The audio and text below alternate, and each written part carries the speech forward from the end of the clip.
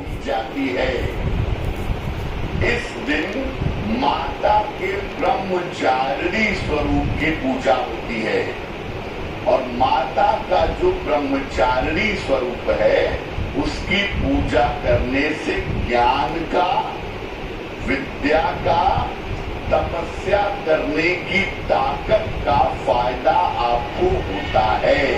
हमारे जीवन में धैर्य और साहस का समावेश हो और परिवार में सुख शांति का वास हो, इसके लिए भक्त माँ के इस स्वरूप के दर्शन करते हैं। कहा जाता है कि माँ दुर्गा का जन्म पार्वती के रूप में पर्वतराज के घर पर हुआ और माँ पार्वती ने देवर्षि नारद की कहने पर भगवान शिव को पति रूप में पाने के लिए कठिन तपस्या की थी और उनकी कठोर तपस्या की वजह से ही उनका नाम ब्रह्मचारिणी पड़ा।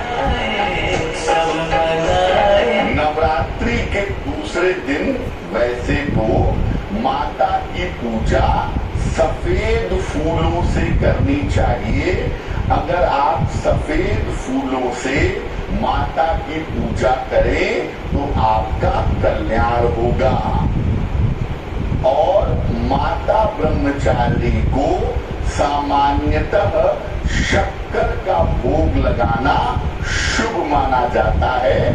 शक्कर का भोग लगा करके माता ब्रह्मचारिणी की पूजा करनी चाहिए। जिस वक्त दुनिया महायुद्ध के दलदल में फंसी हुई है, उस नाजुक समय में माँ के स्वरूपों के संदेश खुद में अहम हो गए हैं। माता रानी के भक्त एक तरफ माँ से मनचाहा वरदान मांग रहे हैं तो दूसरी तरफ ये भी कामना कर रहे हैं कि दुनिया पर छाया ये संकट जल्द खत्म हो और फिर से शांति की स्थापना हो सके। फिर रिपोर्ट गुड न्यूज टुडे। खास पंडाल है, हर बार बनती है, बहुत खास तरीके की मैसेज देती है और इस बार आपको दिख रहा होगा कि ग्रीनरी की मैसेज दिया गया है। यहाँ पे टेराकोटा और साथ में जितने भी एनवायरमेंट फ्रेंडली चीजें हैं उनसे बनाया गया है और काफी लोगों की भीड़ भी जुड़ रही है क्योंकि आज बस दूसरा दिन है और इसी दूसरी दिन पर लोगों की भीड़ जमा हो रही है और इसी पंडाल की कुछ ही देर बाकी है। कुछ ही देर में यहाँ पे पश्चिम बंगाल के मुख्यमंत्री ममता बनर्जी आएंगे और आके यहाँ की जो पंडाल है इस पंडाल की ओपनिंग कर देंगे। लेकिन ओपनिंग तो हुआ नहीं है, लेकिन कैमरा पर्सन शातिकी को बोलूंगा कि ओपनिंग से पहले ही भारी संख्या में लोगों की भीड़ यहाँ पे जम चुकी है।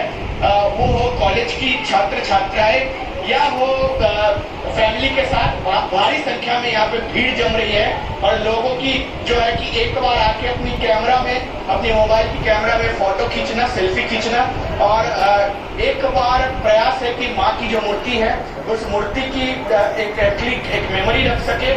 और इस वक्त जो है कि सारे मिलकर फैमिली लेके भी यहाँ पे निकल चुके हैं और हम लोग देख सकते हैं कि बहुत सारे बच्चे भी यहाँ पे अभी जो पंडाल है वो पंडाल विजिट करना शुरू कर दिया है। और एक जो मूल है, आपने जो प्रश्न पूछा कि सर, क्योंकि नॉर्थ कोलकाता में हम लोग जानते हैं कि आहरी टोला, कुमोर टोली, उसके साथ साथ काशी पोस्ट लेन, श्याम बाजार और दिख सकता है कि लोगों की भीड़ पे तो अब मैं भी खड़ा नहीं हो सकता। यहाँ लेकिन यही तो रंग है ना, शुरू कर दिया है, यही रंग है कोलकाता का और यही तस्वीर। धर्मेंद्र कहाँ पर है आप इस वक्त और वहाँ पर कैसी रौनक है, जरा दिखाई तस्वीर।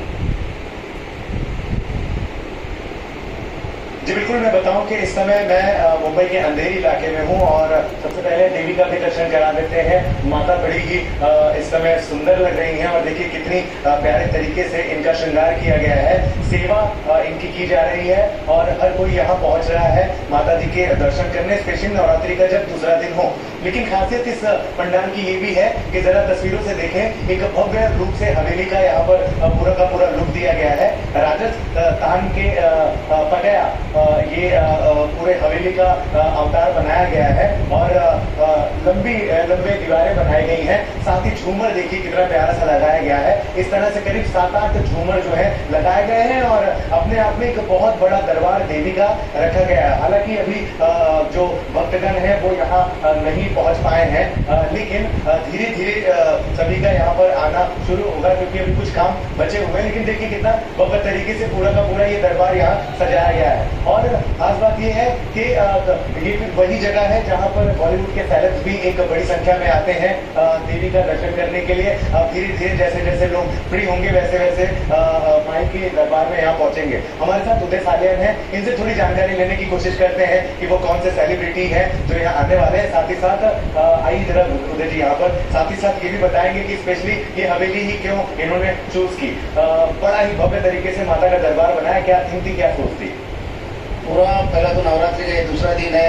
जो यहाँ का जो माहौल जो बनती है मुंबई में, वो शाम की बनती है। जो शाम की 6 बजे यहाँ पर लोग दर्शन के लिए कतार लगाते हैं और उसके बाद 8 बजे का आरती होती है हर दिन। और उसके बाद ये जो गरबा खेलने का जो कार्यक्रम है वो शुरू हो जाती है। तो जो मुंबई पुलिस में जो भी गाइडेंस दिया है उसके हिसाब से जो 12 बजे तक खेला जाता है, बाकी दिन सब 10 बजे को यहाँ पर बंद किया जाता है।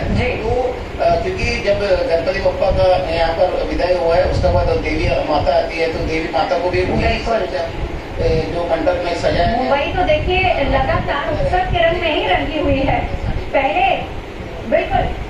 पहले श्री कृष्ण जन्माष्टमी, उसके बाद गणपति उत्सव और इसके बाद नवरात्र का उत्सव। लेकिन आपको मनीष चौरसिया के पास एक तरीके से इसको हम हब कह सकते हैं, तो हर कुछ तमाम रंग यहाँ पर सबसे ज्यादा मिलेंगे। अभी आप कहाँ पर है ये बताइए और तस्वीरें दिखाइए, रौनक कैसी बताइए।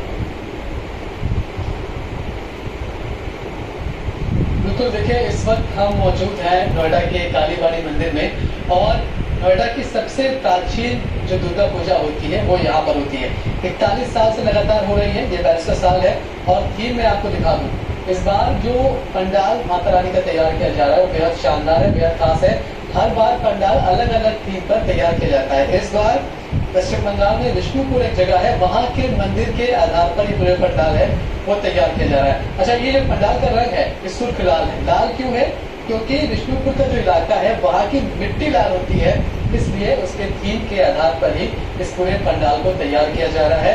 और तैयारी जोर शोर से चल रही है, कल्चरल प्रोग्राम्स की भी। क्या कुछ होना है, हमारे साथ सिद्धार्थ जी है, उनसे जाने लेते। सर 42वां साल है आप लोग का, हर साल कुछ ना कुछ नया करते हैं, इस बार क्या है? देखिए, पहला तो जो इस बार का डेकोरेशन आपको दिखाई दे रहा है, हर साल में हर साल ही नया होता है, इस साल एक चीज और नया है। और जैसे कि आपने बताया कि इसके मिट्टी का कलर है, एक चीज और मैं इसमें ऐड करना चाहूंगा कि एक्चुअली क्या होता है, टेराकोटा का अगर नाम सुना होगा, विष्णुपुर के टेराकोटा, बांकुरा के टेराकोटा। टेराकोटा क्या होता है, मिट्टी को बनाने के बाद उसको शेप देने के बाद जैसे कि ईंटें बनाई जाती हैं तो उसको मिट्टी में डाला जाता है। उस प्राचीन काल में जो टेम्पल्स बनते थे, जो चीजें बनती थी बंगाल के अंदर, और बहुत सारे ऐसे जगह है बीच में जो ये बना हुआ है, उस टेराकोटा के ईंटों से या उस टेराकोटा के जो स्लाइड्स हैं उससे बनाया गया है, उस चीज को बनाया गया है, उसको हम रिप्रेजेंट करना चाहते हैं। क्या है, कैसे भारतवर्ष में आर्किटेक्चर था, कैसे उसको बनाया गया और किन किन चीजों में बनाए गए, कितने लोग लगे और कैसे कैसे बिल्कुल, बहुत ही खूबसूरत। मनीष, जहाँ पर भी बंगाल में जाएंगे या कहीं पर भी जाएंगे या दिल्ली में जाएंगे, लाल किला देखेंगे। जी बिल्कुल, यही खूबसूरत। और हम मंत्र व अक्षर वम अर्थात उसका उच्चारण करते हैं। और माँ का जो स्वरूप है, आप देखेंगे हाथ के अंदर जो है माता की माला है और दूसरे में कमंडल है। तो जो तपस्विनी का रूप है उनका इस वक्त जो है जब भी खड़ी है या तपस्या कर रही है, उस वक्त उनके पास जो है उनकी कोई भी सवारी नहीं है, वो सादगी का प्रतीक है, शांति देने वाली है, वैराग्य देने वाली है, त्याग देने वाली है। और जब व्यक्ति तपस्वी हो जाता है, साधना में चला जाता है, तो उसके अंदर एक क्रिएटिव एनर्जी आ जाती है, क्रिएटिविटी आ जाती है, जो कि आपको ये माँ क्रिएटिविटी देने वाली है। जो हमारे चक्रास है उनको बैलेंस करने के लिए जो हम पूजा पाठ करते हैं, जप करते हैं, जब हमारे अंदर त्याग की भावना आ जाए तो आप सोचोगे आपको सब कुछ प्राप्त हो गया। आप ये सोचना शुरू कर दें कि पूरा ब्रह्मांड ही हमारा है। अगर कहेंगे छोटी सी चीज ले लेते हैं जीवन के अंदर तो कहते हैं हमारी है, हमारी है। तो यहाँ पर यह त्याग सिखाया जा रहा है। और माँ तपस्वी ने 5-10 हजार साल तक तप कर करके जब भगवान शिव को प्राप्त किया था, तो उसी प्रकार से ये हमें जो संदेश देती हैं वो दिखाती है कि क्रिएटिविटी हमें कैसे प्राप्त करनी है, साधना कैसे करनी है और मौन कैसे रखना है और सादगी कैसे लानी है। बिल्कुल, सादगी कैसे लानी।